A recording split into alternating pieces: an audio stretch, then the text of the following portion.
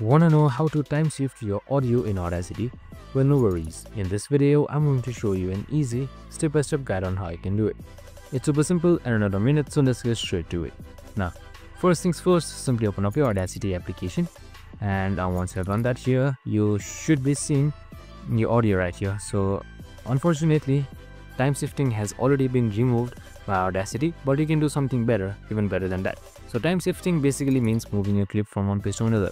So what you can do is right here, you should be seeing your audio name right here. So that's a right over your waveform.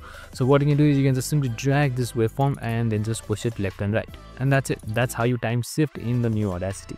Super simple and easy. You can just simply do this and you're good to go. I hope this video helped.